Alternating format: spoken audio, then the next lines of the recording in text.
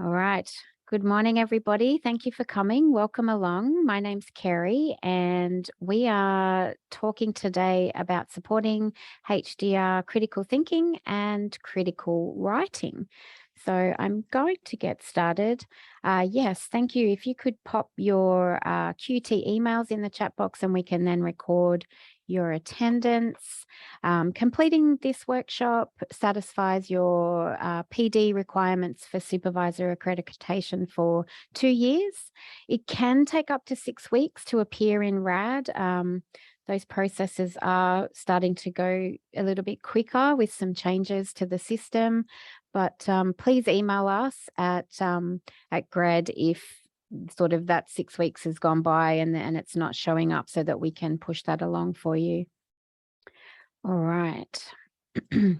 So just to begin, QT acknowledges the Turrbal and Yagara as the First Nations owners of the lands where QT now stands. We pay respect to their elders' laws, customs, and creation spirits.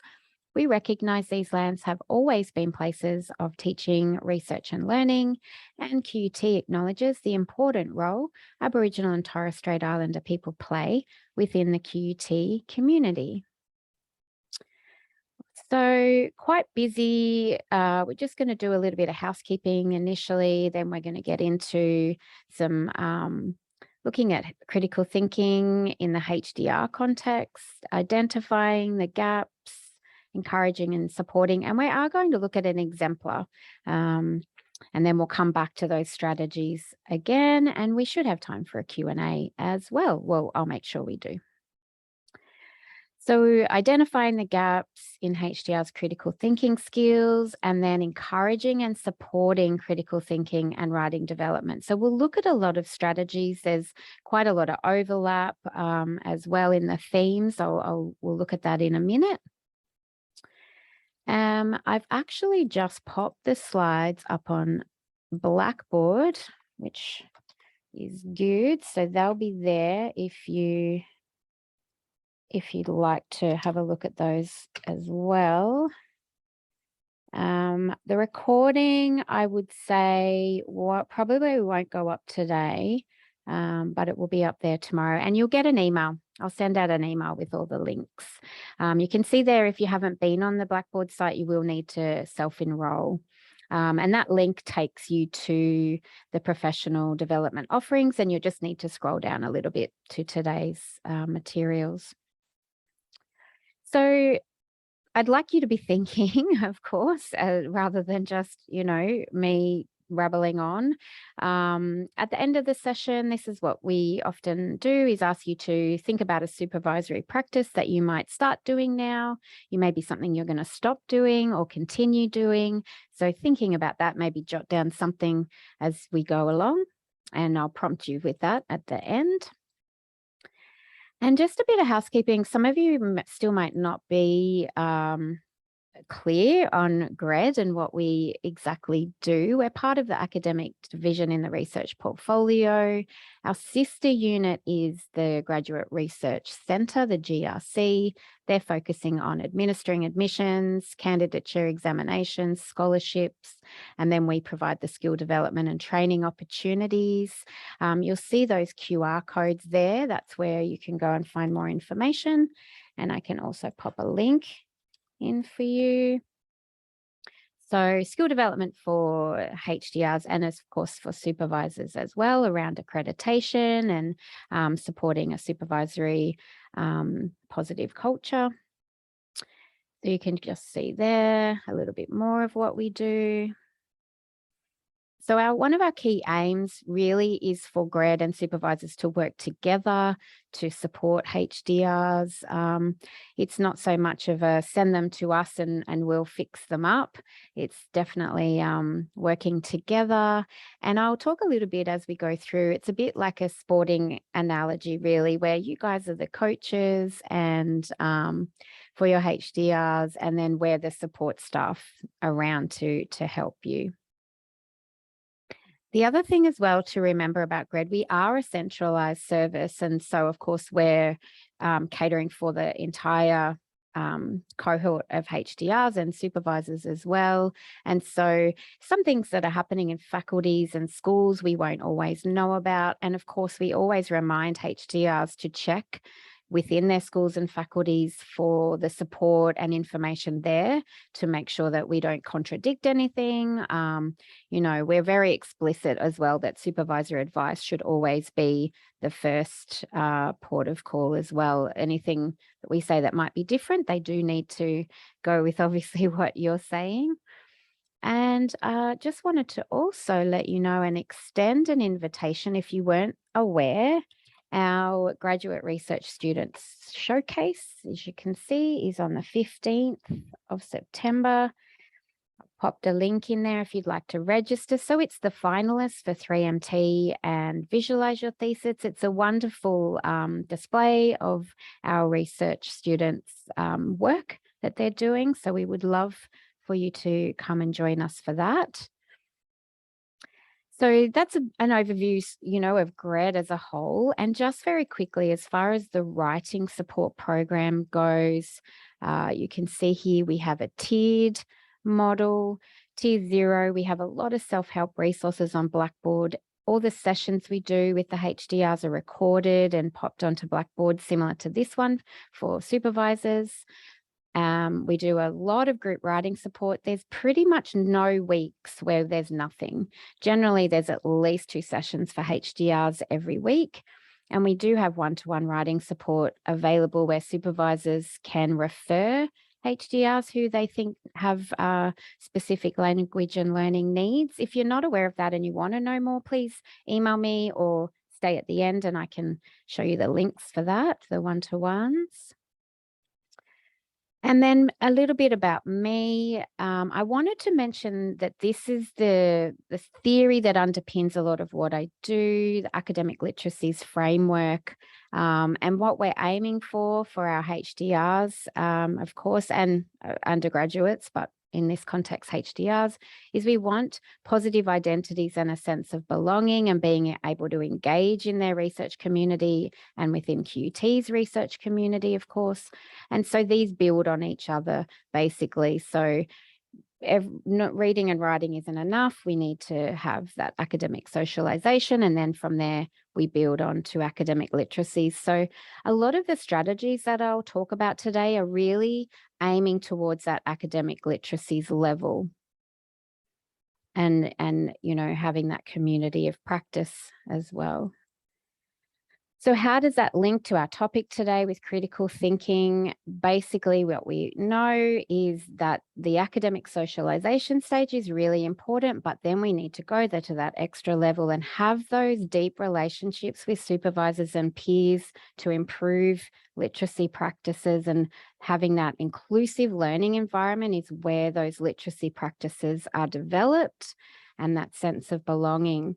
And something that I will talk about a lot today, I know we're talking about critical thinking and critical writing, but one of the things that I think to bring those two together is critical discussion. You can see in that third point there, having those opportunities for critical discussion with supervisors and with peers will really help the thinking and the writing to improve. I'm not sure how often you go onto HiQ. We talk about this all the time with HDRs because and you would probably be the same, where you get a lot of questions about things that they can go and find themselves on HiQ. So just so that you know where to direct them if you need to.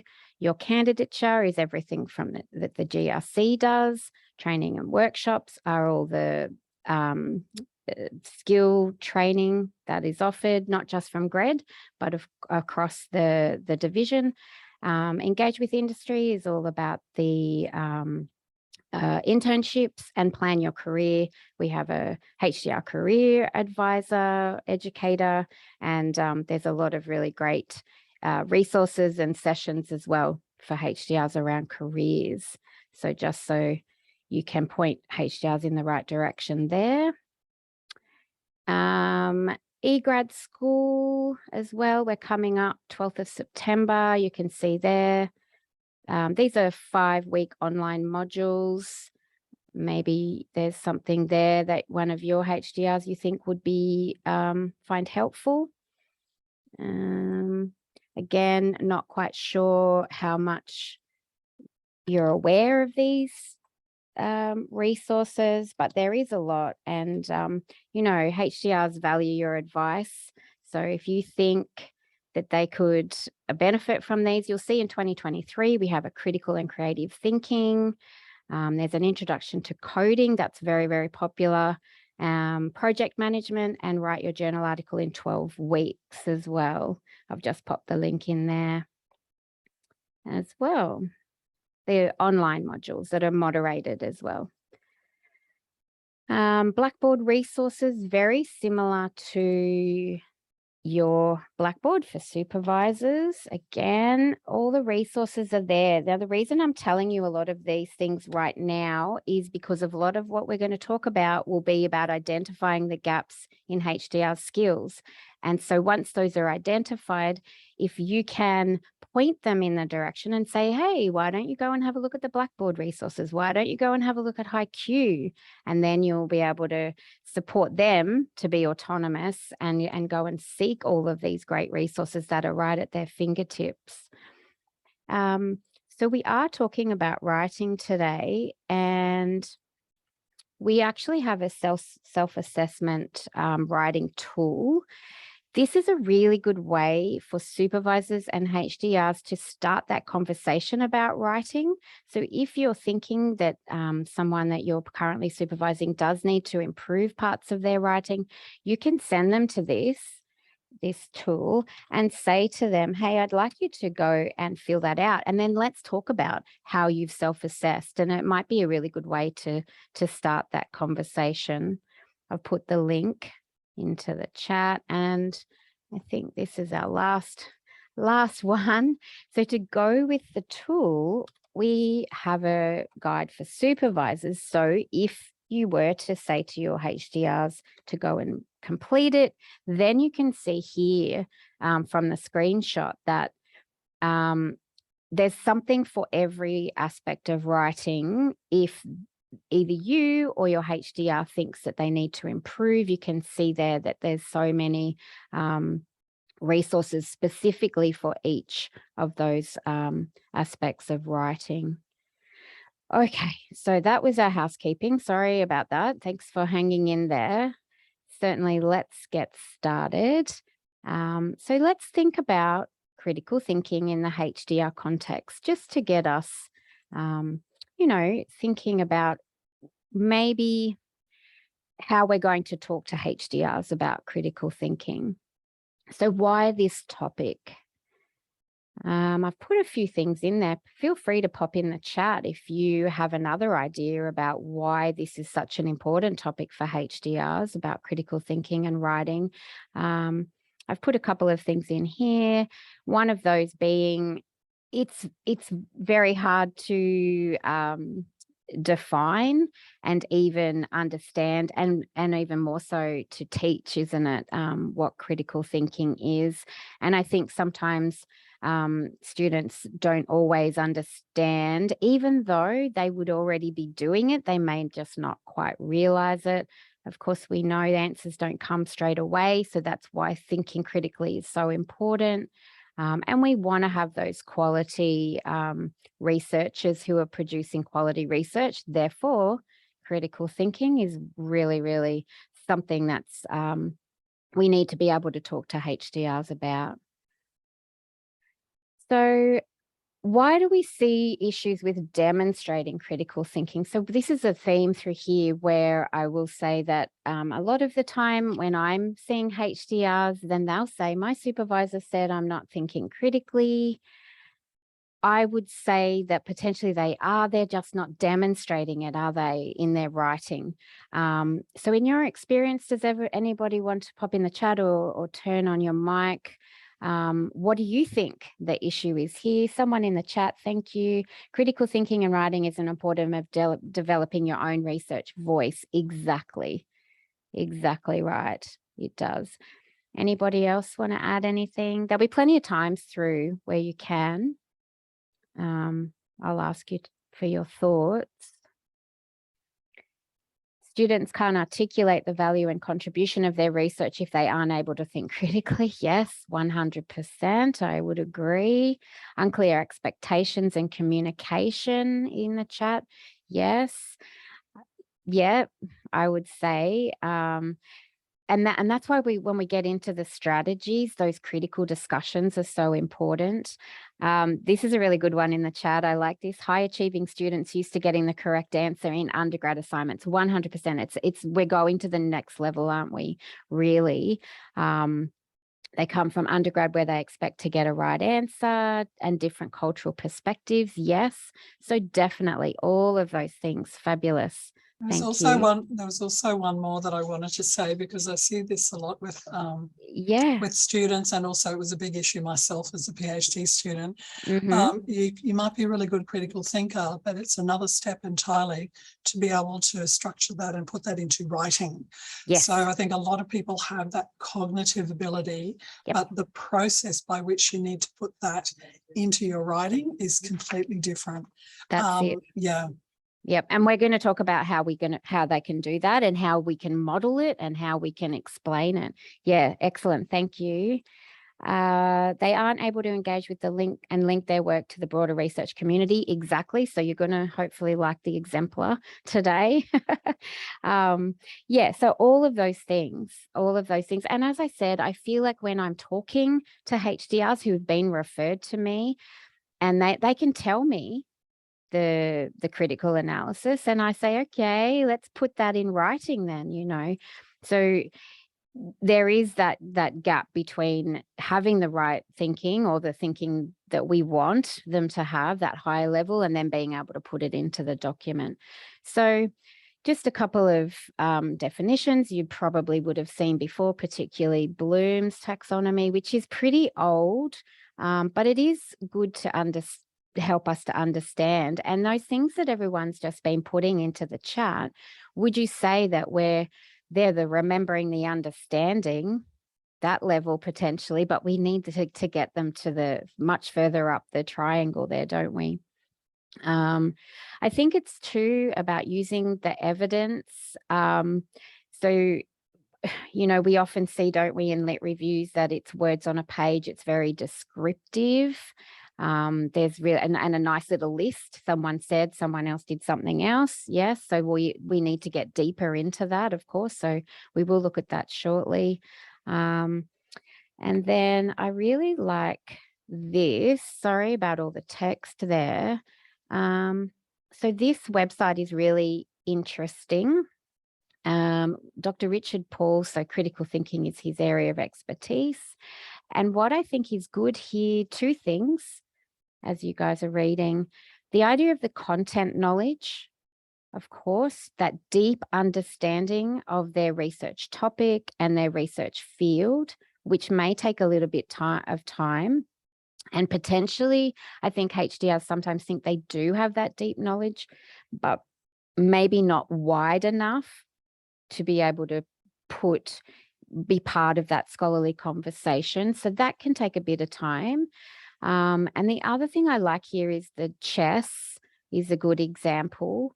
And I suppose if we look at how does that relate to what we're talking about today, the chess is almost the writer and the reader, where in this case, the writer has to say everything for the reader, don't they? They have to give every move and say exactly what they're doing and why it's important, because the reader can't guess. So I guess if you are playing chess and the person on the other side has a high level of expertise, because that's often what HDRs are thinking, is that their reader will have a high level of expertise, but what they're forgetting is who their main reader is, being the examiner ultimately. They're not an expert in their exact research, but also what is the point of that thesis? It's to demonstrate the HDR's deep understanding, isn't it? And so, yeah, if they're not how could we say? So with the next move, they need to tell the reader what the next move is, don't they? So it's sort of like a weird game of chess where instead of keeping it close to yourself, you're actually revealing to the reader, okay, this is where I'm going, so that they can keep them engaged. All right. So what do you think about attributes that critical thinkers need? Here's a few here. We'll just go through them very quickly. So what do you think about these? Are there some more that you would want your HDRs to have, or something that a way that you maybe present these attributes to HDRs? So being able to read between the lines. I think that third one is an important one. And I know that this is something that I was actually sort of referring to before, is they're very into the chapter or the section, whereas we need them to also be able to look at the big picture, plant those seeds for the reader moving forward. So being able to do both at the same time. Logical, systematic, solving problems, open-minded, being flexible and adaptable. I talk about with this all the time regarding structure or how they're going to present the findings, to come up with a way that they think might work. And then if it doesn't work, that's okay. We need to go to plan B, maybe plan C, depending on what the feedback is. So there's quite a lot of attributes there. Anybody got, yep, in the chat. Yep. So sorry, there's quite a lot come through. Yeah, doesn't always know what it means to think. We also need to ensure they understand critical thinking as part of a process. Yes, it's all iterative, isn't it? That whole process. Yep, I want them to understand they're engaged in a process, not just an outcome. Yep. And how their data results support or disprove their hypotheses. Yes, absolutely. And these things are going to change, and they're challenging, aren't they? So it's quite a challenging part of research, I guess, is putting what you're thinking into the writing, but also making sure it makes sense and does all the things that we need that document to do. So surface learning versus deep learning, I think that one's a fairly important distinction there. And that's a good way to present to HDRs as well, and challenge them and say, which one are you doing? Are you a surface learner, or are you doing deep learning? And those examples there, just to say, oh, this happened, this researcher did this study said this. Okay, but go the next level, isn't it? So what are the consequences of that? Again, just stating something descriptive. Oh, this is important. This is important information, dear reader. But why? Why is it important? They need to explicitly say, this is important because, and whatever it is. So sometimes it's just those extra sentences to demonstrate that deep understanding and deep learning. So within the HDR context, something that I talk to the HDRs all the time is this idea of their research having value. What is the value of it? What is the significance? And it can't be just, oh, there's a gap in the knowledge, so this insight's going to help close that gap. Okay, good. Yep, can we go further? For who and why and how? So it's definitely within the writing, it's putting it all out there and demonstrating exactly that value in an explicit way, and not just one time, over and over again, in every section, in every paragraph. In the chat, we need to look broader than their particular area of research. Yes, exactly. Justify. Yes, that's good. Yep, gap in the research is problematic way to frame a research contribution. Exactly, it is. And it could be one part of a contribution, but it generally can't be the only one. You can't disprove a hypothesis. with a question mark. I'm not sure what that comment means in the chat there. And confidence. Confidence is so, so important. And that's really going to be part of those strategies that we're going to talk about. Yeah, confidence is a really, really big one. And that links to my academic literacies framework. By getting them up to that academic literacies level beyond socialization, giving them the confidence that they can contribute. Engaging the reader is a really big one for me, regarding demonstrating critical thinking and that clear chain of logical reasoning and, of course, evidence. So that idea of structure and flow can be difficult as well. So how do you get that right? You seek feedback, don't you? Give it a go. I think this is the way that I'm going to write it. Seek feedback, not quite working, come up with another way. Yes, the slides are actually already on Blackboard for the few of you that did come late. Let me just grab you the link. 1 second.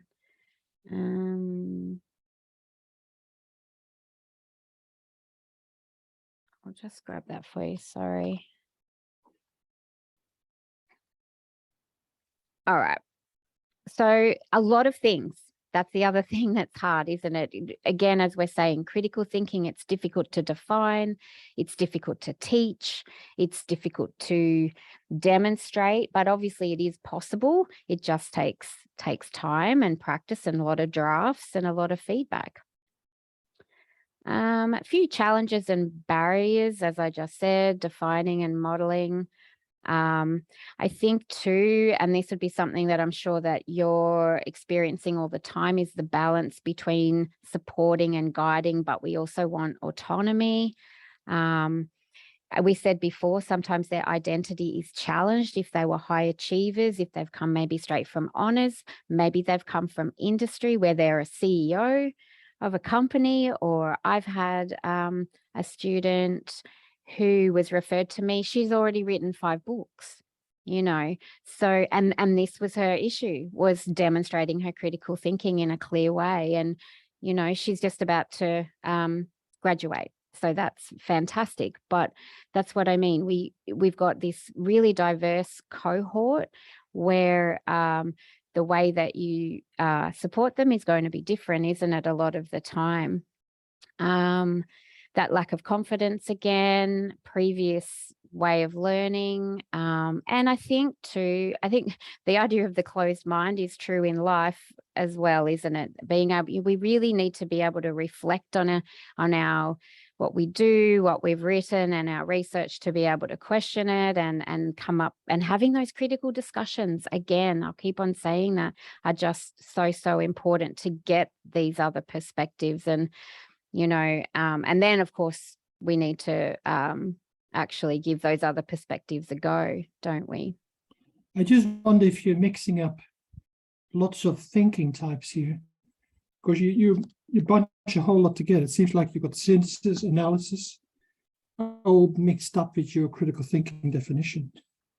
Yeah, absolutely. Well, it is. It's hard to define. It depends on what exactly. I mean, we're talking about it as far as being able to demonstrate it in writing. And it means all those things, all of those things, I would say, which is why it's challenging. It's not easy to just say, oh, critical thinking in the HDR context means one thing. It means many, many things, depending on where they're up to in their research candidature, where they're up to, what part they're writing of their document. Does that make it easier for you, or am I? It doesn't make it easier, because I think the major problem with students is they don't think critically. They don't ask questions. That's they don't question things that they read. They just accept it as truth. That's where the problem starts. Yeah. So that's would you call that critical reading? Yeah. Yeah. So yeah, I mean, we can take everything we're talking about today in whatever way will make sense for you. But yeah, it's huge, critical thinking. It's definitely not one thing, which is why this topic, why HDRs need support with it, and why we want to look at strategies that are going to, and again, they're all going to be different. they're at different stages, they're in different fields of study. So I don't think we can say it just means one thing. It means many things at all different times. So yeah, I'm definitely not saying it means one thing. So how do we identify the gaps then? So we've said, yes, this is a challenging part of being a researcher and a research student. Any other warning signs that you may have come across where you are thinking, okay, I need to put something in place to support the development of critical thinking and then leading to writing? Any other ones there?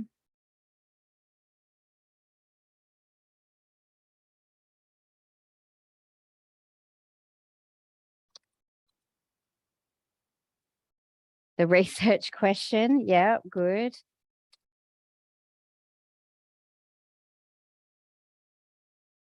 If that link's not working, you'll probably need to enroll in Blackboard or sign in. If you've already enrolled, that would probably be why it might not be working. So I think, yeah, so all of these things. So how do you find out whether, is that something that you ask your HDRs if they went to orientation or if they've been going to any of the training? Do you find sometimes HDRs ask you questions about their candidature, their scholarships, their milestones that potentially they should already know? Yeah, it is hard to train someone to think, absolutely. So in the chat, it's about analyzing and interpreting results. Yep, which can take time for the answers to come, can't it? Yep, reacting quickly to comments rather than pausing to think about the best course of action. Yep. Okay.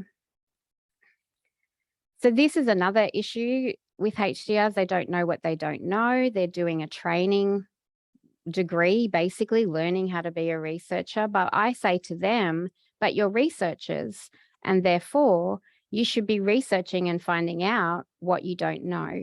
And there's some ways that they can do that, but they have to take control, figure out what they don't know, look at all the resources are there, go onto HiQ, go onto Blackboard, rather than just being on their computer and focusing specifically on one part of their document or even one part of what they're researching and reading about.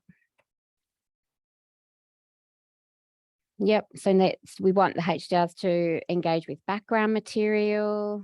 Yep. And if they're not able to do that, then that's going to be a red flag that there needs to be some support there. Using quotes without engaging. Yep. So, I've put some things there that potentially you're already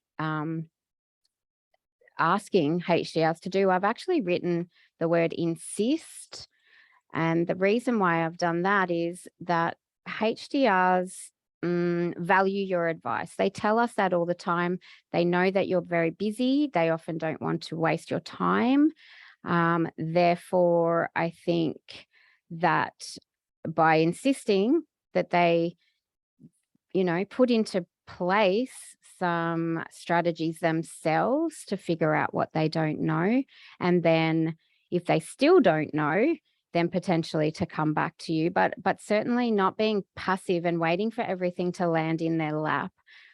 Because I do see that a lot, where I will say, you can do all of these things. There's all these strategies, all these resources, and they didn't know about them. So I think, as I said, they value your advice. So if you can identify issues early in candidature, again, having those critical discussions and realizing, okay, they're not thinking critically enough or they're not demonstrating it. Certainly you could delegate some training. In the chat, someone has said, I think the passivity is on us as well. We can't afford to be passive. Yeah. But also, again, you don't know what they don't know. So, and I understand that time is hard. I keep saying, oh, have these critical discussions. When are you having those? So, I guess that's something to think about and to figure out and think. And because we've just basically said that critical thinking is a really difficult concept to do and to talk about and teach, then it probably is a priority, isn't it, at the beginning of their candidature. I've just added in there about destigmatizing group writing support. I think that for a lot of HDRs, in their mind, what could they possibly learn by coming to a group writing? I'm a great writer. Why would I want to go to that? So, and it's not just about that they're going to learn a million things. They might learn one thing, but they're going to engage with their peers. That one thing they learn may make all the difference. So again, these are all things because they do value your advice. If you can really insist, I'll use that word again, insist that this is something that they will benefit from. Obviously, they don't need to go to everything, but maybe together, use the writing tool or use an example of their writing to say, okay, these are the things that I think you need to improve on, name them. So writing critically, your critical analysis, it could be other aspects of writing as well. And then work out a bit of a plan and what's the priority for them to improve. So giving advice is something that can also be, we want them to be autonomous. So how much do you give? Do they take your advice, do you find? Or are you sometimes having to suggest things over and over again, which is potentially why instead of just suggesting, maybe insist, you must. I don't know, that might work with some HDRs. Reflecting on their previous experiences might help them to put 2 and 2 together, where you can say, okay, great. You've achieved really well in your previous education or degrees. This is going to be even a higher level again. But then we've got the balance. So the deficit discourse is basically making assumptions based on background. So we don't want to do that, but certainly we want to have the conversation and see what they believe they need to improve and then what you believe, and then come together and work out a plan as to what's going to be the best development that they can do. Again, the importance of critical thinking, and not only that, but demonstrating it. And then again, we've got the balance of making it so that they're comfortable to say, actually, yes, you're right. I don't think I do really understand these concepts. I think I do need to improve.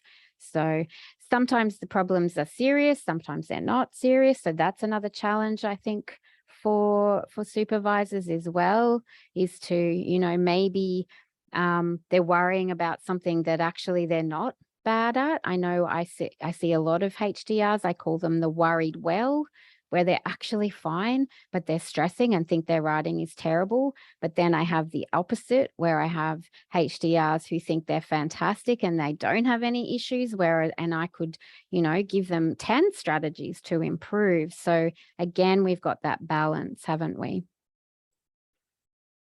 What do you think about this? I do feel like, in my experience, in my sessions with HDRs, there is a bit of an expectation that I'll spoon feed.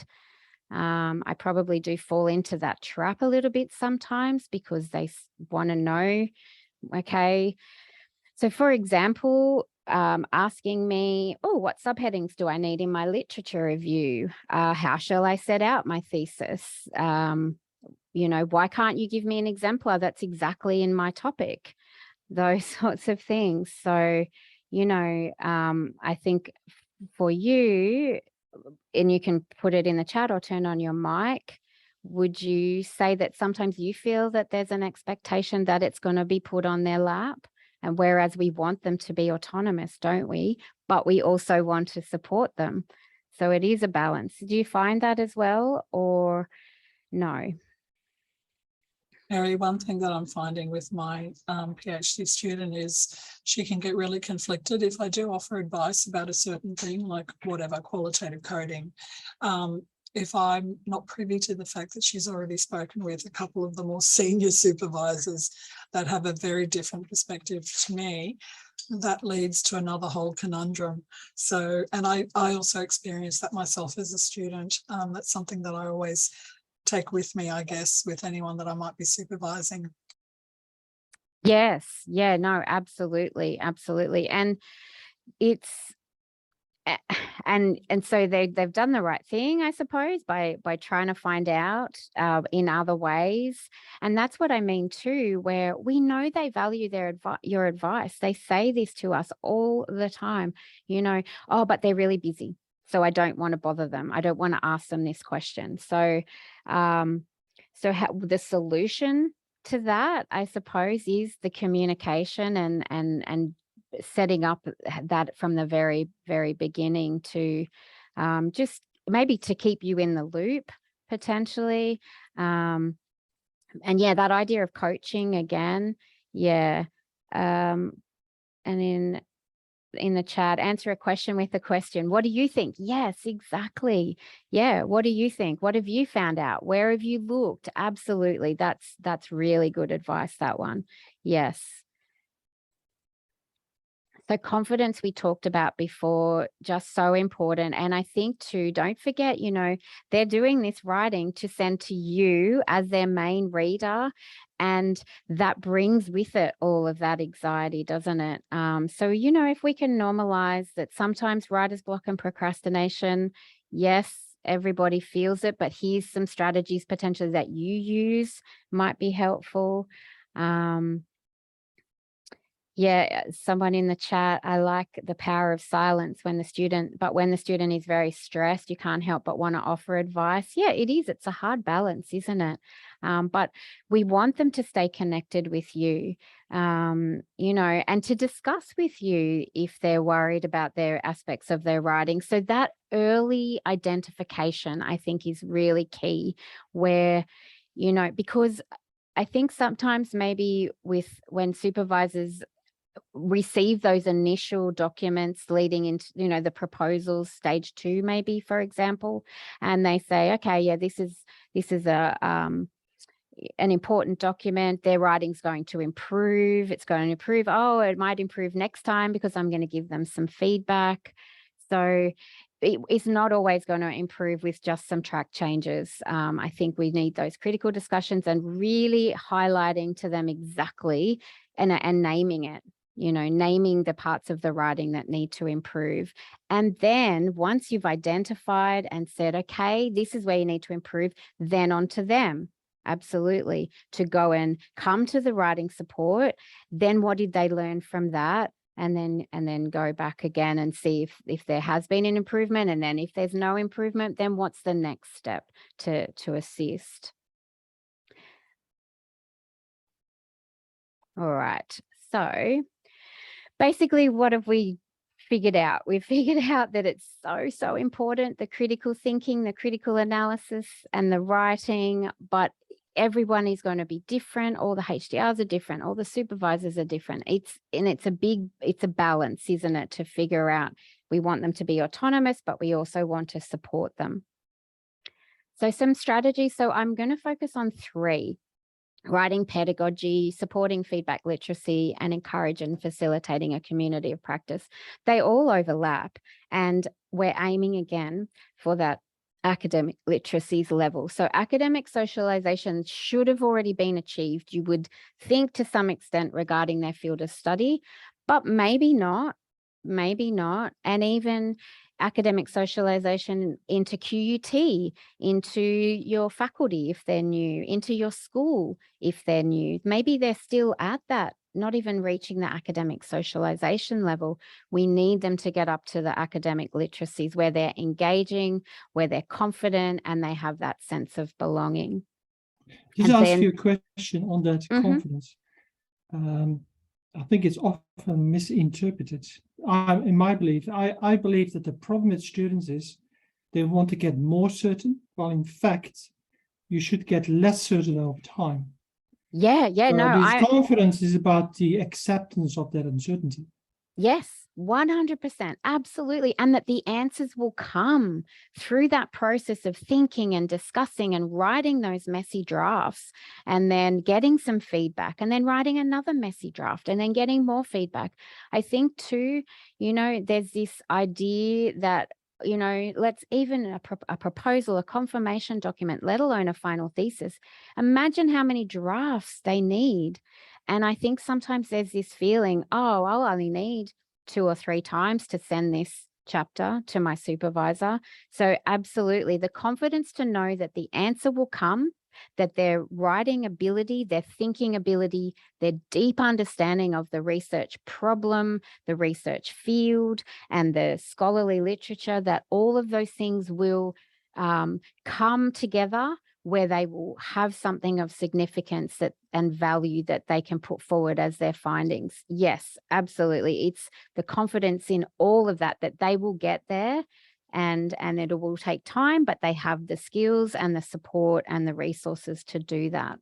Yeah, really good point about confidence, and confidence that you're not going to know it all straight away, but it will come. Yeah, that's I'm not certain about that one. Sorry. I just have to say that I'm not certain that the answer will come. Okay. And I think I think that's probably the issue here. Do we need to have a clear answer at the end of a PhD? No, you don't. No, but an answer enough to finish a thesis and have a significant finding and contribution. No, so you that they can't can force findings. I don't agree with that. In the social sciences, maybe in the sciences, but in the social sciences, it's not the case, because often we don't find anything significant. And then how does deal that with that and live with that? That's the key. It's the issue. I guess most of the research is social science is more about the theories rather than the findings. We can't control the findings. Yeah. So, but I guess what I'm talking about is to be able to get to the point where this research degree is having something to send to the external examiner. Are you saying that if they can't find anything that they won't be able to do that, or no, I think they the still biggest problem can? in students, in particular social sciences or the business school, their problem is they believe that if they don't find anything significant, statistically significant, they can't get their PhD. Yeah. And that is not the truth. Okay. That's not the case. All right.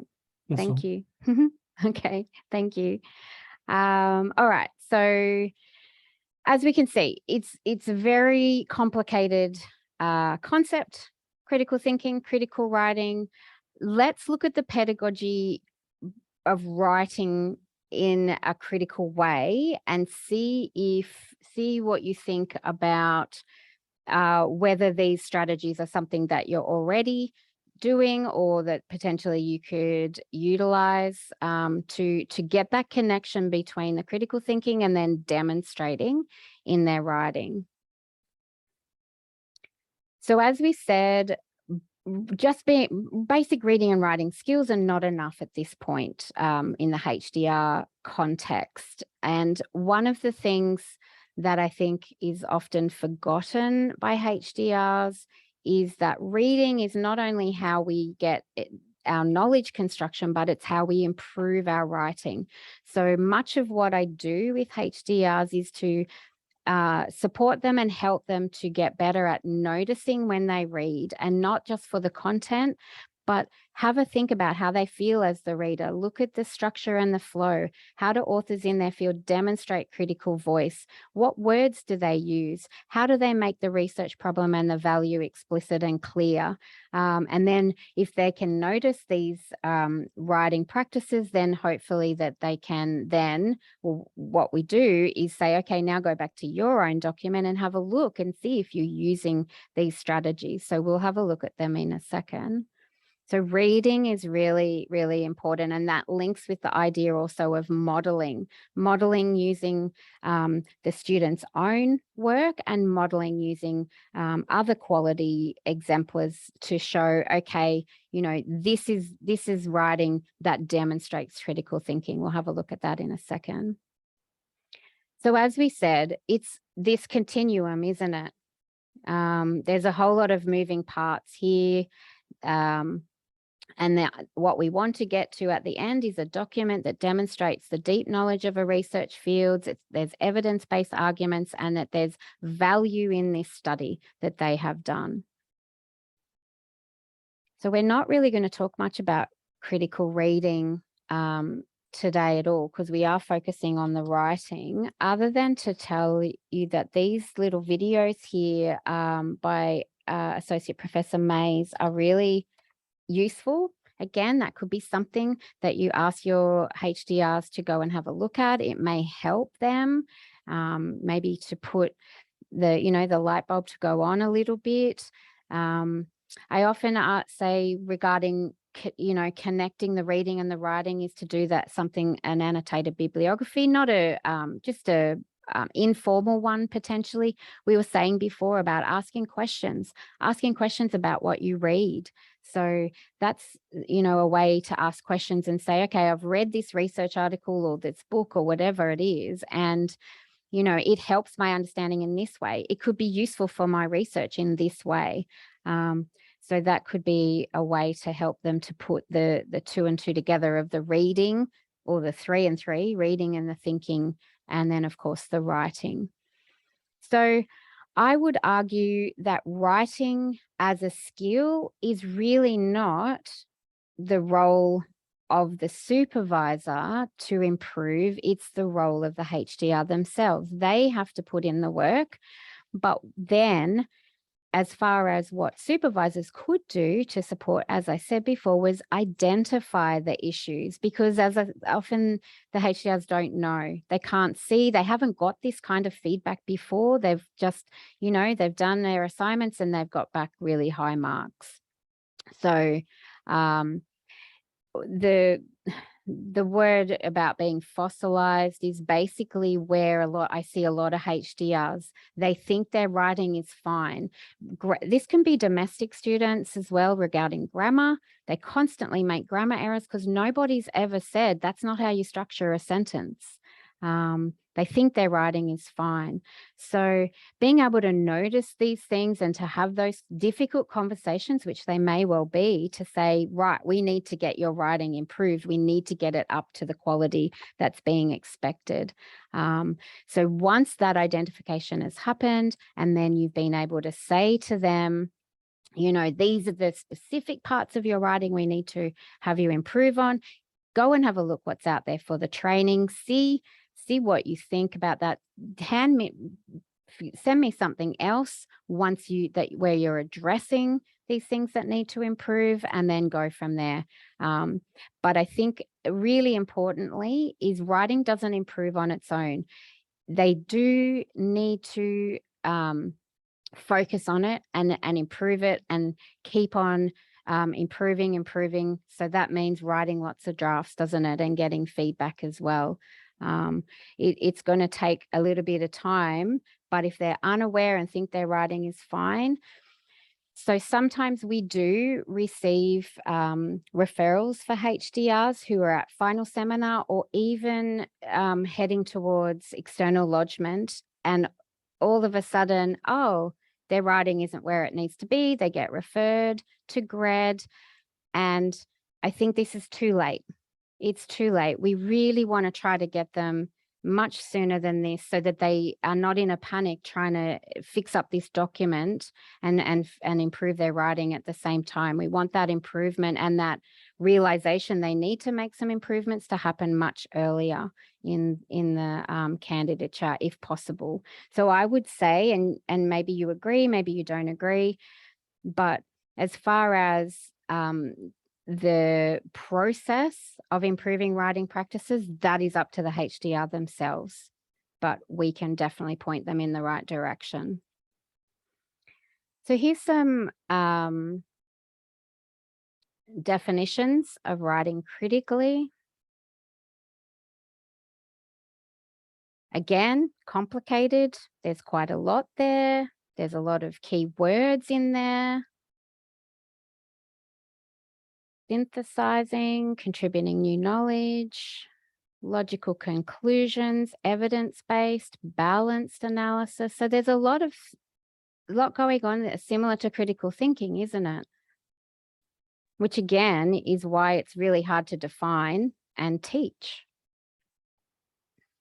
Can I just jump in? I was just thinking that I feel like a big part of critical thinking, and therefore writing as well, is like really working through complexity and contradiction.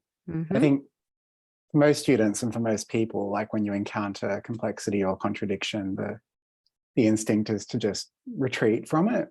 But I think I've just noticed with my students, like a really hard thing with their writing is just getting them to like slowly work through complexity. Like don't just try to do everything in one paragraph or one sentence, just like work through it, just like explain your thought process slowly. Yes. I think that's like a really tough thing for people. It is. Yeah. It is. And as we know, their research project that they're doing is complicated. There's so many moving parts. So what comes first, the chicken or the egg? It's really hard, isn't it, to know, you know, I have 4 concepts that I want to talk about, but I can't really rank them. They're all important. So I don't know which one to talk about first. And exactly as you're saying, engage the reader, tell the reader, hey, there's 4 concepts here. They're all really important. They're not ranked. One's not more important than the other, but I can't tell you about them all at the one time. So I'm going to tell you them in this order. There's no reason to put them in that order. None's more important, but this is, we've got to get this, you know, we need to get this organized, and I need to let you know these things. So it's okay to, because it's that conversation with the reader. Keep the reader in the loop and say, this is complicated, right? But let me talk about it in a way, and then once I've given you my 4 concepts, I'm going to then tell you how they overlap and how they're important and why I need you to know these things. So yes, it's not even just the fact of the project being complicated. It's all lots of things are coming, isn't there? And that's even part of the critical thinking, what to leave in, what to leave out, you know. So yes, it is hard. And again, that's why you know, and I don't know, we're going to talk about this in a little bit, but the idea of the drafts, I just think that there is this expectation that, you know, they can write a document with 2 drafts, 3 drafts, 4 drafts. I think I would have done 50 drafts for every chapter. You know, and that's okay. It's all right. But then you have to seek the feedback until, you know, so there's often a reluctance to seek feedback because, I don't know if it's any good. Get the feedback. But yes, slow down to let the reader catch up with you and tell the reader what you're thinking, you know. So we're going to look at that actually in just a second, about the strategies to do that, most definitely. And it's all about keeping the reader in the loop, and that is a big part of that, demonstrating your critical thinking, is engaging the reader and saying, hey, there's a lot of difficult concepts here, or whatever it might be. So this is how I'm going to you know, disseminate this and present this information. So I find, as I said, that often the feedback that HDRs are coming, and they're coming to me and they're saying, my supervisor said I don't think critically, and then we'll discuss something, and they're able to verbally say what they mean, but they're just not demonstrating it in their writing. To me, that feels like a simpler way for us to talk to the HDRs about, unless, of course, you think they're not thinking critically either. So then we have to go back one step. But would you think that that's part of writing critically, is being able to, as you just said, we need to engage the reader, and we need to tell, you know, explain the complexities and the contentions, and then have a judgment, right? As well, an evidence-based judgment on top of that. So that's, I guess, the way that I try to explain to them, because obviously, remember, just like you, I'm looking at their document and I'm saying, okay, they're words on a page that you've got here, very nice words, and I get what you're saying, and I could put the 2 and 2 together as to why this is important, why it's valuable, but I shouldn't have to do that as the reader. It's up to you as the writer to tell me and persuade me. Don't just inform me, persuade me as well. Kerry, could I just say that I think, and this might help or sort of tie in with what Benjamin was saying, that when we talk to the students, if we have that capacity, sometimes we're dealing with large numbers of students. It is a bit more difficult. It's a lot easier when you have your HDR, say, PhD students. If you can have them understand that this is a communication process and it means a conversation. Yep. So when they're talking to us, they have a conversation about the work. When they go to write, they're having another conversation. It's exactly the same, although the language might change a little bit, might become a bit more academic. So if they're not, when they have a conversation with their friends and trying to get their friends to do something, they will add these levels of justification. They will add evidence. They will add explanation. They will add resources. If you can get them to understand that that is exactly the same process that they need to be applying, because they understand what it's like to coerce people, to influence people in a conversation. And if you can talk to them in those terms and get them to understand that that's what they're doing in a document, it can be a way of just getting them over that little hurdle. And instead of presenting information, presenting it persuasively, because then they know that even if they're not conscious of doing it, it's innate in all of us, that we all are conditioned to communicating in that way. And I've found that to be really helpful, especially when there potentially is a language barrier, when we're dealing with students who come from non-English speaking backgrounds, but they still understand the power of a conversation. So yeah, 100%. Absolutely. It is. It's a dialogue. Every single session I do, I talk about the reader, and it is a dialogue. And the difference is when we're talking verbally is the other person's able to ask a question and go, oh, I didn't quite understand what you meant, or can you say more? The reader doesn't have that. Therefore, it has to be all there. Yeah, you're 100% right by saying, you've got these words on a page and you've given us the information. Now tell me why I should care about, convince me, persuade me. 100%. Someone said in the chat about your view that the writer must make it clear for the reader is a Western view. Well, I guess we're talking in the context of QUT. So I would agree with what you're saying 100%. It is a Western view. So what we're saying, and again, I have a lot of students who are non-native English speakers, and it's just, as we said, having that conversation with them and saying you have to demonstrate your thinking, you have to guide the readers through, and you have to be explicit. And then once you model it and show them and use their document, use other exemplars, it's happened, they do improve and they do understand it eventually. It just sometimes takes a little bit of time. And obviously we don't have all the time in the world either, do we? So there's that balance again. And again, about reading and noticing how authors in their field write and engaging with the text, not just with the content, but the writing practices as well. So why use modeling and exemplars? Well, because research shows that it can lead to positive transfer of knowledge. So when you're having those critical discussions, potentially have a printout of their writing, there, if that works for you, if you have the time to do that, because we want to get them in the reader's shoes. So if they, so when I'm the reader and they're sitting right next to me and I'm saying, okay, I get what you're saying here, but I need more. It's not enough. They can see and say, okay, yeah, I just thought that they would know. I thought the reader would know that. And it's like, yes, that reader probably does know, but that's not the point here. You're demonstrating that you know, and you're persuading them to come across and agree with your argument. So engaging the reader. So I don't know how early that you decide to start talking about examiners.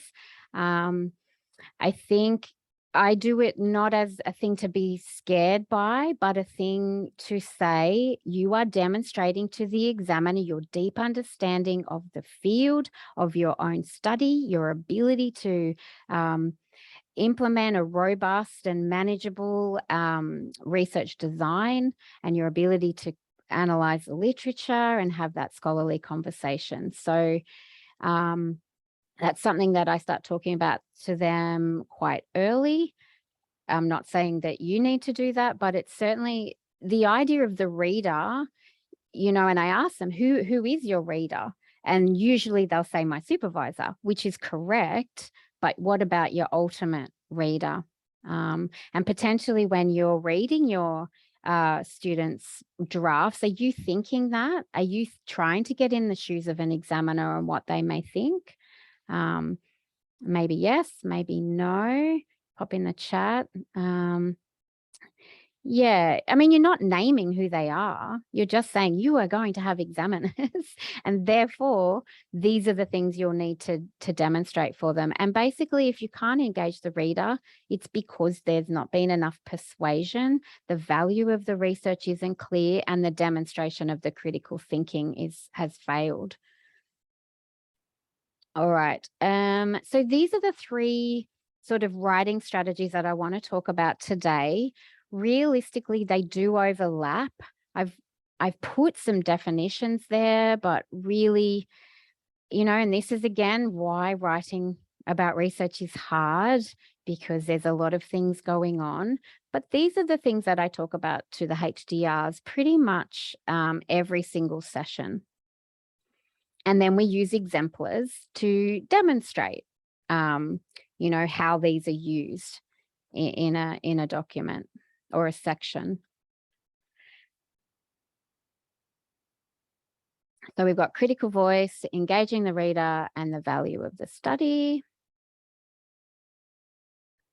So here, oh, I'm actually going to bring that back, and I'm going to pop the, where are we? Into the chat. I just want to, we've got an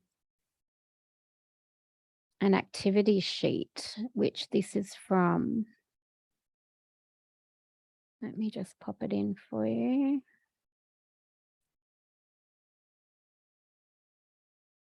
Oh, it doesn't want to do it. Hang on 1 second.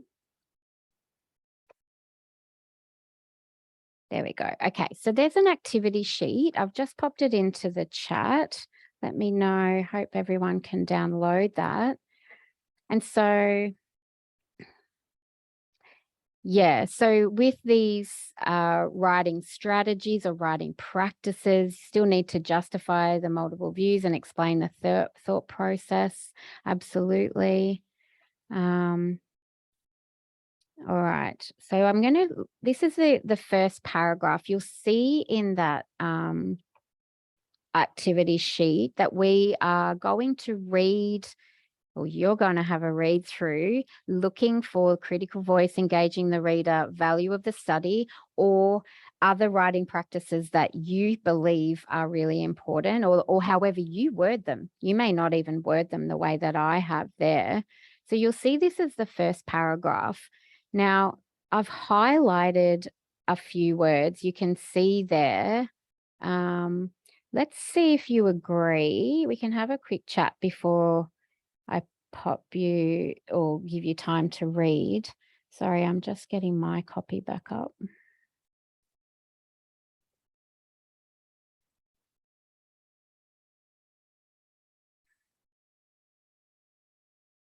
All right. So engaging the reader, research suggests, it is argued as such. That's a transition signal there, obviously. Critical voice is a lot about making judgments, isn't it? So student-to-student interaction as a predictor for learning needs just as much consideration as what is taught in the formal curriculum. It is argued the way interactions are fostered between different students within and outside the classroom can have a significant bearing on shaping intercultural learning and development. This relates to calls by scholars to look more closely at the relationship between formal and informal Les posits that much learning occurs in the informal curriculum where different ideas and activities contribute to the culture on campus. Studies suggest that despite a willingness, there is a lack of knowledge about how to put intercultural communication into the curriculum. Resistance by students, I'm sure we can all understand that.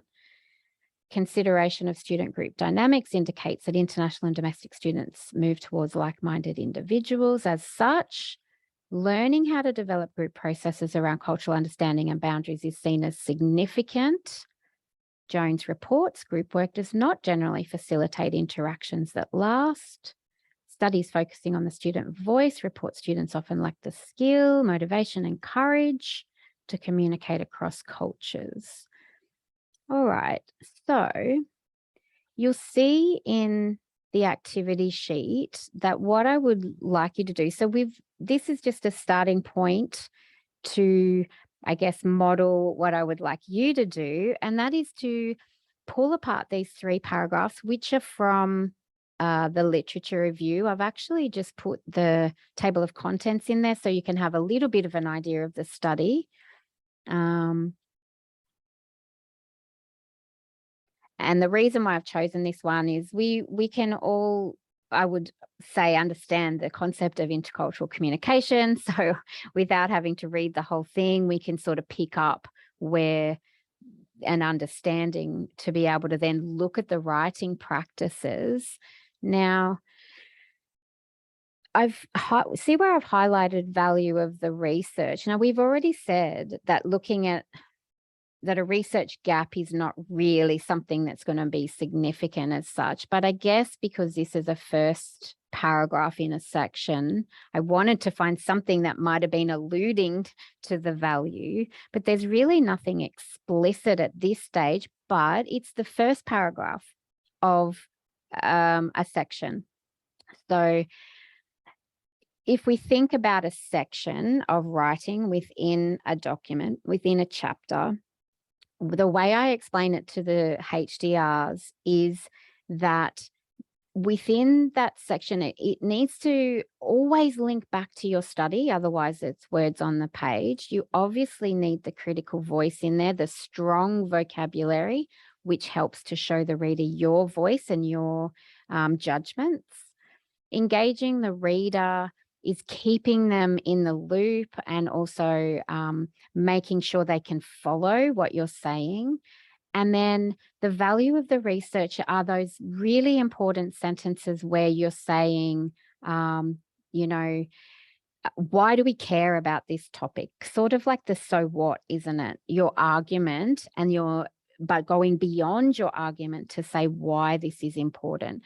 So I think you would know, of course, that these strategies overlap, but what I would like you to do, I'll just actually show you here. So within each section, and I'm not talking about each individual paragraph as such, but we need to state the argument. What is your point in this section? What are you arguing here? How does it link to the study that you're doing? What is the evidence that you have for this argument and explaining it clearly, and then the significance of the argument. So why should we care? What is the persuasive means that you're putting forward that this part of this information in this section is important to know for your field of study and also for your own research? So all of those things working together should demonstrate critical voice and engage the reader.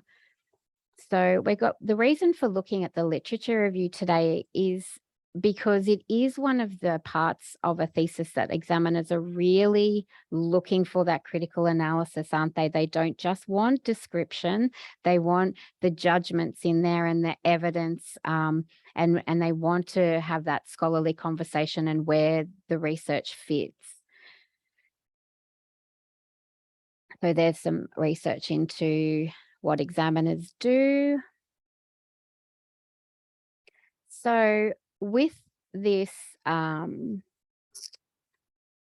activity sheet, there's no right or wrong, But if you were reading this, we know that this has already been finished and this person has graduated, and I've used it as an exemplar because it is good writing.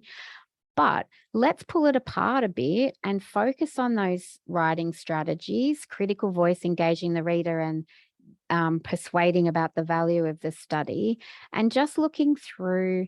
I'll give you about 10 minutes to read through, and then we're going to duck into the breakouts and have a little chat and pull it all apart. Like, is there anything that you're going to identify in there that you might say, look, this needs to be stronger, and this is how you might explain it to someone if you were reading this document, or pulling out the bits that you think are good?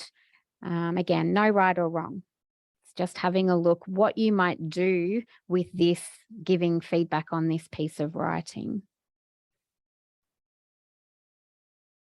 I'll give you a little bit more time to read.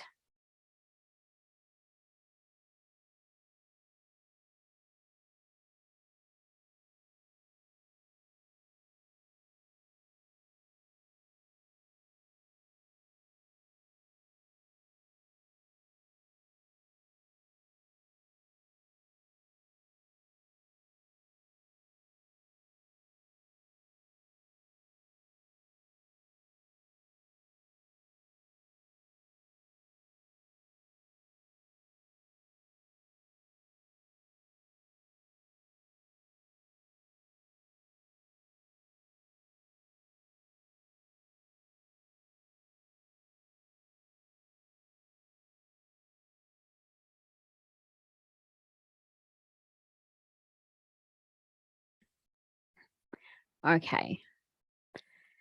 So remember, there was 3 aspects to what we were talking about, the strategy. So we've looked at the writing pedagogy and being able to identify and diagnose and model and say to HDR, this is what, we want the quality of your writing to be, using exemplars.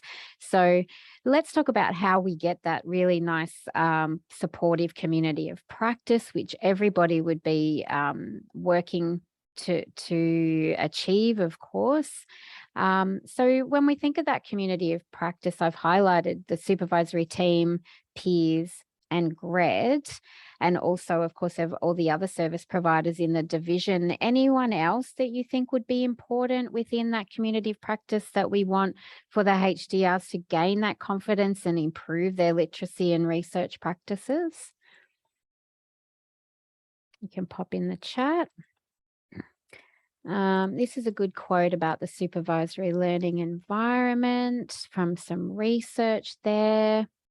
Probably something you already are very aware of. The learning environment had the greatest positive influence on student academic backgrounds. And student academic backgrounds were not predictors of success. There is a limitation to this research in that it was one university, Deakin, and one faculty.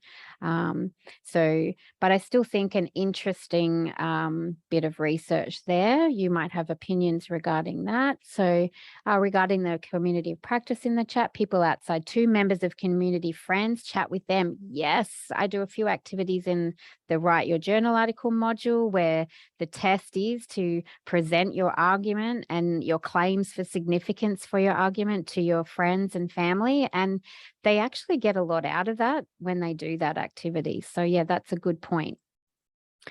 So supportive learning environment, again, we've already talked about a lot of this, helping it make it clear it's okay to talk to you and normalizing those struggles and feeling overwhelmed. We all feel like that, and it's good if they can have that ability to talk to you about that. Those critical discussions to see and check that they are engaging with peers and the rest of the research community. We've already talked about socialization, where we can't assume HDRs already know all of the writing expectations and the conventions. They may not. Exemplars, you might have somebody else's thesis that you've had previously as a completion that you could use as an exemplar, maybe your own writing.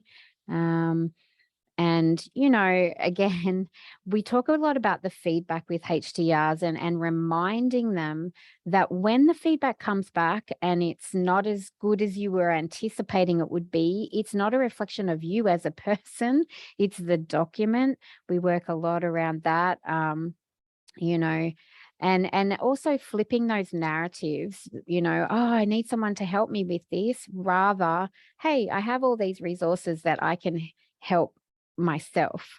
We've already talked about that a fair bit. Again, as we keep saying, it's that balance, isn't it, to giving the guidance, but also helping them to help themselves. Again, critical discussion. I know it's something that I really benefited from when I was studying as well. Doesn't need to be formal, maybe.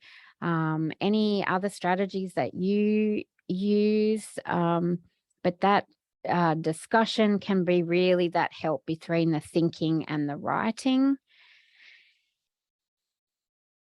Mini presentations, I find, are really a good gauge, because it's not writing as such. Remember, that can sometimes bring that anxiety. So instead saying, hey, why don't we have a chat? You show me some slides of where you think you're going or what you're thinking.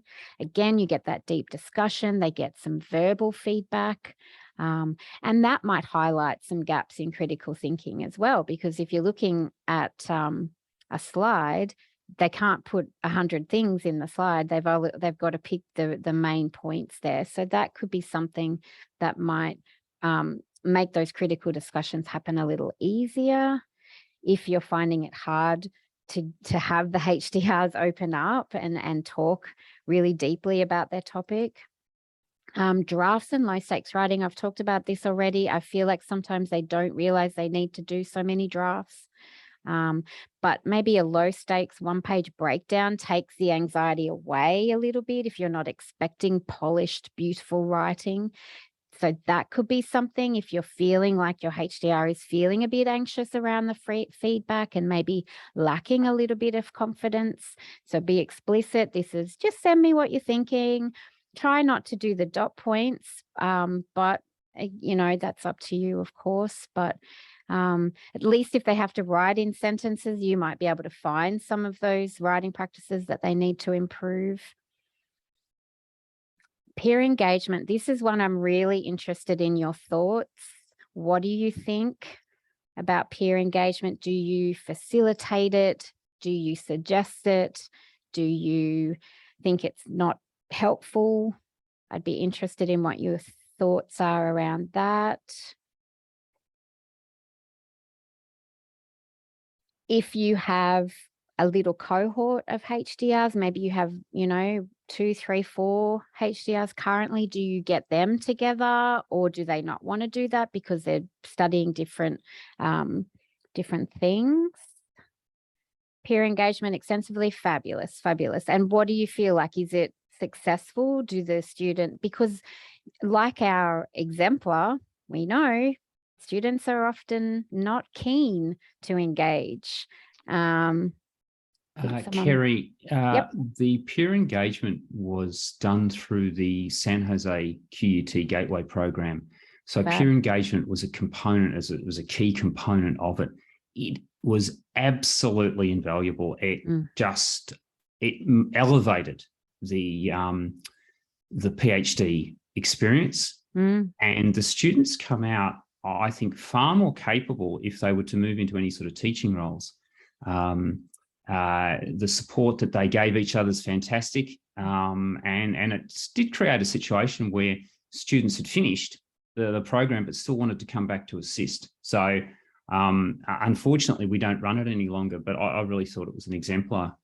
Yeah, so maybe something similar to implement. And is this something, because it's something that I come across all the time. So, you know, you all just went into into your breakout room. I have to do headstands to convince some HDRs to go into a breakout room. So now what I do is I have a slide and I say, according to the research, you know, this is going to help you. And even then, they won't go. So yes, it's also trying to convince and persuade them of the benefits. And I find once they do it and see, it's actually not as scary. So it is quite an effort sometimes to even get them sometimes to engage with peers. So then linked to that is the feedback literacy development. So obviously you're giving feedback regularly. What we talk about to the HDRs is be active, be an active participant in this process. Don't sit back and just don't send a 50-page document and go, there you go, there it is. Let me know what you think. So that's really, they need to be more participants and active within that. So we talk about that a lot. And there's this little lovely image figure. Appreciate, actively seek feedback. So don't be scared. Be brave. It's okay. No one's expecting a draft to be perfect. And the idea of self-regulation, you can't figure out what you need to improve on by yourself generally until you get the feedback. This takes time, obviously. Be active. So again, I've got that word insist. But if you're finding that HDRs are sending you a big document, or even if it's a smaller document, ask them at the beginning to say, hey, this is the aim of this section is I want to do these things. And then you can say, okay, well, you've achieved that aim or you haven't achieved that aim. And also what they exactly want feedback on as well. And just asking the questions, I'm not sure if this is clear. Do you think the reader will understand? Does this paragraph flow well? What do you think about the structure? The other thing you can do, we've talked about the idea of engaging the reader and having a clear and explicit argument and value. Say, can they code that all the way through in a color? If they can't do that, then the flow and the connecting isn't happening. The other thing is printing and reading aloud is a really good strategy as well, because we can hear when there's something not quite right. That's what I suggest for them to do when they're proofreading. Self-reflection is very important. That's just been posted in the chat.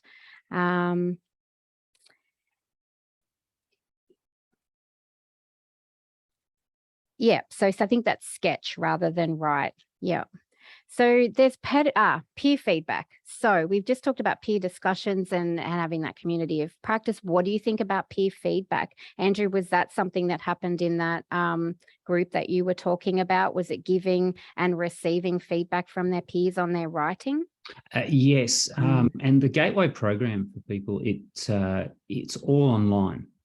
All but 1 week of the year, the students meet in San Jose for an in-person residency, but everything else is done online. The students would be partnered up with another student where each would provide feedback on the part of the paper that was being presented at that particular time. And then their discussion around the paper would be presented at one of the sessions that were run each month. Lovely. So it's not just you do it and it's hidden away. It is open, and then in discussion commences from the rest of the cohort. Yep, fantastic. And so that program, was that something your school paid for? Yes, it was a partnership between San Jose State University in California and QUT, when QUT used to teach the library science degree, which is what I was teaching.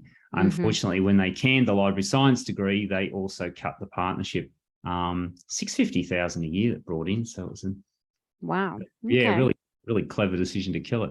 But it's been picked up by Manchester. So it wasn't ongoing. It was about 12 years, I think we went, and we're just seeing off the last couple. But there has been a bit written about it as a process, but it was a fantastic way of being able to teach the PhD in a purely online way. Okay, yeah, it sounds wonderful. So I'm a fan of peer feedback. Again, not quite sure whether all of you would be.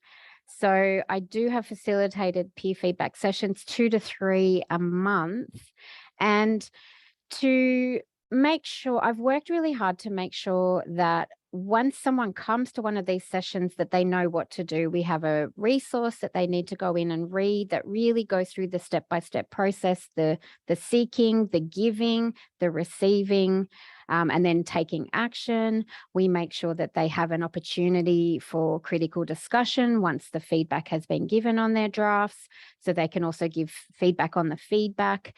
And every single time they come back and we have a chat, what did you, what were you advised? What actions are you going to take? And they're smiling, they're happy.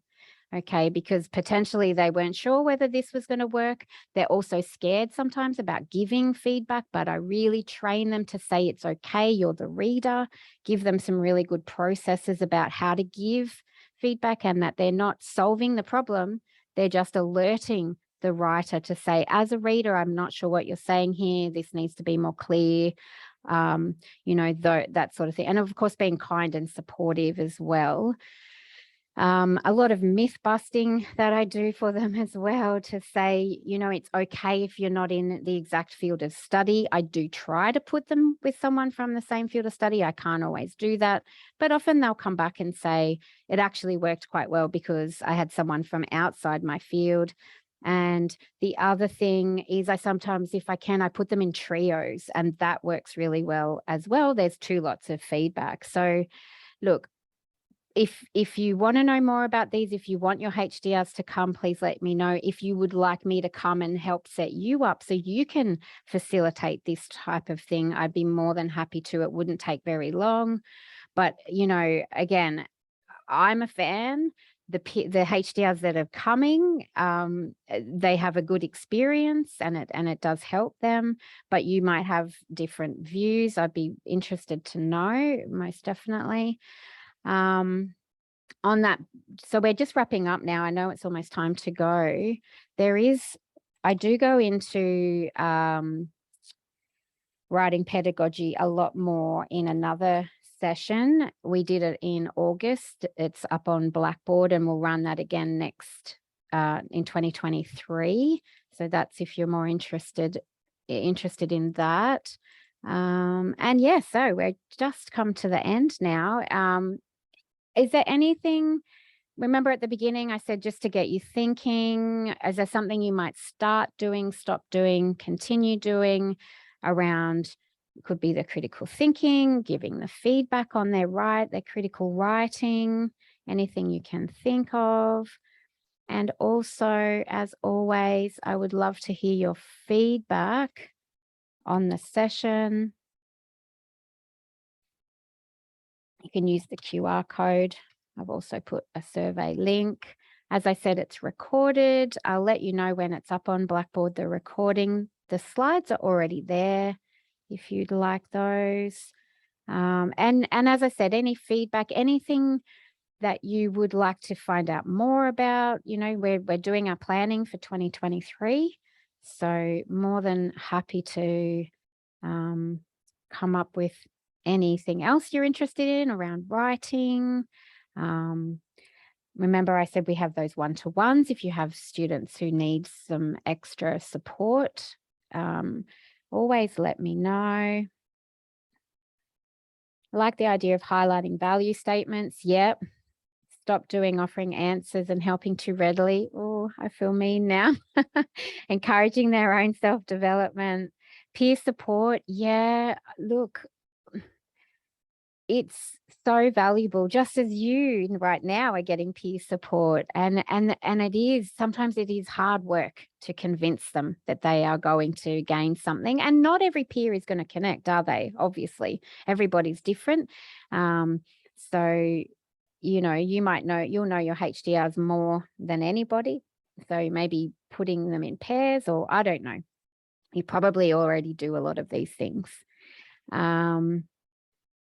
The 3-color highlighting. Yeah, like you just did. Yeah, exactly. And as I said, those strategies overlap. Critical voice, engaging the reader, and the value are all actually, they are overlapping. So it sometimes is, oh, is this engaging the reader or is this critical voice? It's probably both. And I know I said a whole lot of stuff at the beginning about what GRED has and what we do. And we really are here to support HDRs and supervisors and be, on the sidelines cheering you on, because you are the experts. But I don't want you to have to also be the experts in those effective writing strategies. They can learn those from the workshops and the writing circles and everything that we do. And then hopefully that'll make it easier for you to give that valuable feedback on the content. We've got a few more in here. Lock them in a room. Yep. That's good. Yep. Resisting the temptation to give them all the answers. I'm as guilty as that. What I preempt now. So I have a research proposal workshop and writing circle. And so at the beginning, I say, here's all the information and where you need to go, not the information, where you need to go about milestones, because guaranteed in a research proposal session, they'll say, what are my subheadings meant to do? Where's the template? When's my milestone due? All of those questions that they need to go and find themselves. Continue to ask lots of questions, more peer support, informal conversations, yes. Trying to take the anxiety out of those deadlines and those really important milestones. Again, as we know, those documents that have to come, as I keep saying, they value your time and obviously your advice. So taking away a little bit of the anxiety might help them to be a bit more free, I suppose, to think and try things out. 6 years part-timers, they can't be locked up, no. Yes. So around MPhil, yes, I can tell you, about the online platform for deadlines for stage 2 and everything. Yes, I'll grab that in a second. Yep, everybody needs to go. I realize that. Just let me grab that link for you. I don't know if you know, and you may actually not know, everything GRC have actually just changed the processes for the milestones to make them actually easier. Can you believe? Which is fabulous. And all of the feedback from the HDRs themselves so far is that it is much easier. So things like final seminar, all in one place where they book the room, say whether it's Zoom, face-to-face, all of those things, where it's all done in one place. All right, I'm just going to pop the link into the chat. So it's on HiQ. And this is for the milestones. There we go. And then it just divides into the different degrees. You'll see there.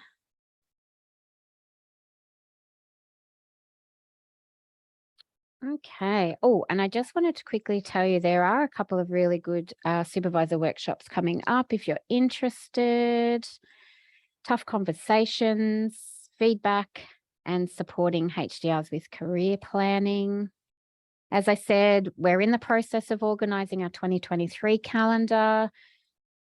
Please let us know if there's something you think that is missing from supervisor training or indeed for HDRs. More than happy to have a look at that. And yeah, I know we've gone over time. As I said, if you want to have a look at my annotated version of the exemplar, please send me an email. More than happy to do that. But, and if anyone is still there and doesn't have to run off and you want to tell me about your discussion, that would be good. But I feel like we've gone over time. So if you do have to go, I completely understand. I think everyone's done. Kerry, I was just wondering if it's possible, that was me asking that question about the shared platform for supervisors to be able to cross-check milestones and deadlines. And I mean, some students are better than others in terms of informing their supervisors about this, but I've got a part-time student who's incredibly busy, and she doesn't always sort of seem to know the deadlines. And I just wondered if it's possible for supervisors, for HDR to send an email to supervisors if there's a kind of common deadline, just to make us aware of these more, because it's okay, so that's with the GRC, isn't it? So what they've done, the